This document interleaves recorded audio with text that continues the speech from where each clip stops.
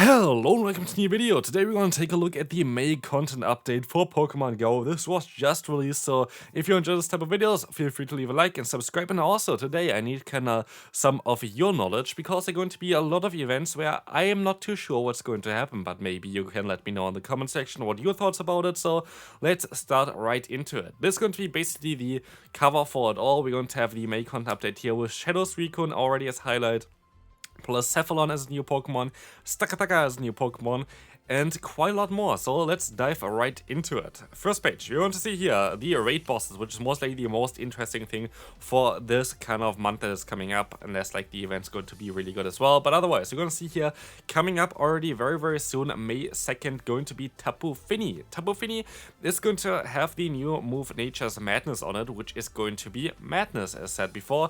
This is going to be actually really good for it. We're going to take a look a little bit more deeper into this one later on as well. Raid bells and elite charge TMs. So like you're going to be able to use an elite charge TM as soon as it's going to be available at your country. So 10 AM your time at the 2nd of May. So this is going to be interesting. I'm definitely going to showcase the Great League variant of this Pokemon as well. So definitely stay tuned for this one.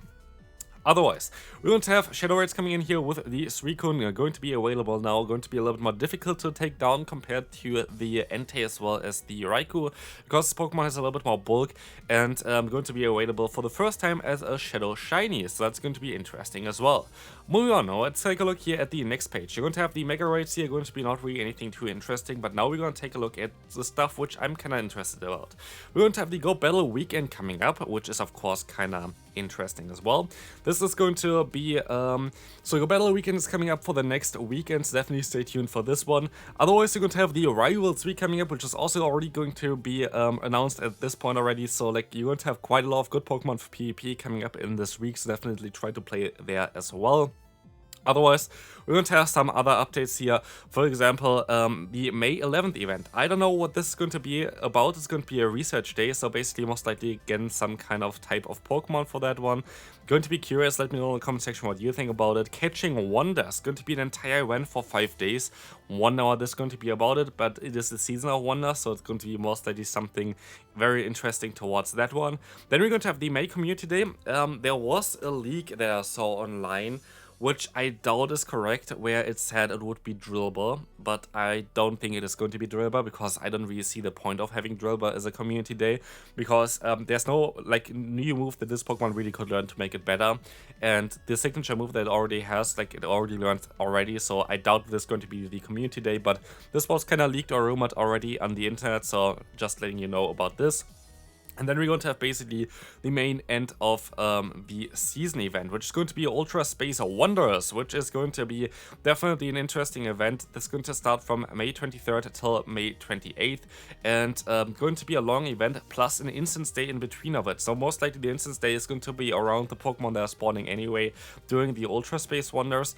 And I kind of wonder what it's going to be all about, to be fair. Of course, we know already the 2 raid bosses that are going to be available there, depending on which region you're going to be in, with the Stakataka, as we saw before already, with the Cephalon only in the Western Hemisphere and the Stakataka in the Eastern Hemisphere, so you need someone that's going to invite you to raids to get both of them, so that's going to be a little bit trickier, but maybe you find some friends for that online. Otherwise, raid hours, we're going to have the Cephalon Stakataka raid hour, we're going to have the Regirock, we're going to have the Tapu Fini one. By the way, for Tapu Fini, I might actually be a little bit late towards the videos. I'm not going to have too much time at this kind of point where this is going to be released, but it is what it is.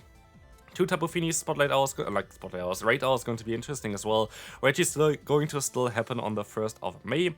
Not going to be too crazy, to be fair. Now we're going to have Spotlight Hours. Hitmonchan and Hitmonlee kind of fitting towards the final event, I would say. Plus Transfer Candies, which is kind of irrelevant. Like, those Pokemon are, to be fair, also kind of irrelevant, sadly. I wish they would be better. There was kind of a leak recently about High Jump Kick coming to the game, so maybe it's going to be something for Hitmonlee to be better with. But now we're going to see here Abra for May 14th, which is also in between of a different event, which is going to be the Catching Wonders event. So I wonder if this is going to be kind of fitting towards each other. Same with LGM going to be available on the 21st, where this event is just over, so maybe it's also part of it still. And Marini was kind of leaked to be also part, I think, of the event that's coming up later on as a new shiny Pokemon. So it might be already shiny at the point here where the spotlight is going to be. Of course, LGM having 2 times catch status is kind of interesting to go for. Marini, if you don't have a good one for your PvP, it's kind of interesting to go for. And of course, we're going to have the Diancie coming up as well at May 1st, but it's not going to be too interesting. So let's take a look at the Pokemon that are going to be new released or like getting an update here. We're going to have Stack Attacker. Those moves and all those stats are kind of already in the code, and it is not really looking too good. Rock Throw is okay-ish, not a great fast move at all. Does quite a lot of damage, but it does not really generate energy. And if we take a look at the charge moves, that's basically the worst possible charge moves that this Pokemon could have got. So yeah, unless like Niantic decides to go ahead and change something, this Pokemon is just a dex entry, and you should more say just do one raid for it. A raid, while it's a very bulky Pokemon, might be also okay to do because it has quite a lot of weaknesses, with rock and steel typing being one of the worst typings that you can imagine, really. And so yeah, like Stack Attacker you don't really want to get. Blacephalon on the other hand has kind of the same CP, but you can see here already it has an insanely high attack stat. So like as a raid attacker or something, or even for PvP a little bit, but like mainly for the raid attacker for Ghost as well as Fire type, this Pokemon might be kind of interesting with Overheat as well, Incinerate, or Astonish and the Shadow Ball moves that are each going to be decent. Let's take a look at what they can do in the Open Master League, just for the people that really want to go crazy and go all out getting them. I have to say, I kind of want to spend less money onto the game, so I doubt that I'm going to go ahead and go for for the Blacephalon or the Stack Attacker for the Master League, because neither of them kind of seem worth it. So I don't know, I don't know really if this is going to be something that you are interested in, but those Pokemon are going to be available. Don't think I'm going to crazy rate them there either. I don't think it's worth it, but yeah, neither of them are going to be Pokemon that you really want to have.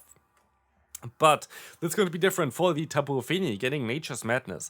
Nature's Madness does less damage than Moonblast, but it has two things that's going forward to it, because you can actually get a guaranteed defense stop onto the opponent with the Nature's Madness, which is kind of nice, and also you're going to need less energy to get to the Nature's Madness compared to the Moonblast, and this is going to be great for you. So, while it might not look too great on paper here, let's take a look actually at the grading. I haven't checked this out. It actually does look already a little bit better on paper against Feraligatr as well as Azumarill.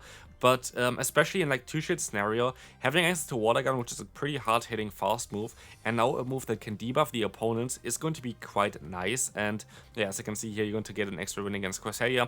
In general, this is going to come down to quite a lot of times, most likely, where you're gonna be able to just get to the Nature's Madness, where you wouldn't be able to go for the Moonblast, and where like the debuffs really come in clutch. So I feel like this is going to be a huge upgrade. Then we can take a look at the Ultra League here, again, same play, and we're gonna see here that the Tapu Fini with and without Nature's Madness are kind of equal, but actually without you can win against Feraligatr, just because Moonblast does a little bit more damage. But again, in the two-shield scenario, you're going to have a little bit better of an effect, most likely from Nature's Madness, because the debuff is kicking in a little bit more. But here you're going to see, for example, you can beat Poliwrath now. You cannot actually beat the Giratina then, which is interesting, but it's just going to be a little bit more consistent as well, which is going to be great for us. So like Tapu Fini, definitely something that you should pick up. We can take a look here as well real quick till the end for the video here real quick, that how it's going to be in comparison to the normal one in terms of the battle ranking. As you're gonna see here, we can go for Nature's Madness now. That's not Nature's Madness. Sadly, PvPoke doesn't have it in there yet. But yeah, Nature's Madness is going to be definitely an interesting one here. This is going to increase that by quite a bit, so you can see as well, plus 14 in the one-shield scenario. If we're going to take a look at the two-shield scenario here real quick, we're going to see here as well that this Pokemon is going to most likely be a little bit better compared to Moonblast. Let's see, it is. So yeah, it is going to be an upgrade for it. It's not going to make this like overpowered as hell either. You would need a little bit of a fast move that's going to generate energy faster, but I think Tapu Fini is going to see a little bit more play again. I feel like it kind of vanished from both Ultra League as well as Great League, so it's most likely gonna get a comeback with that. But yeah, this is going to be it for this video. Hope you enjoyed it. If you did, feel free to leave a like, and I'll see you later for another video. Bye bye.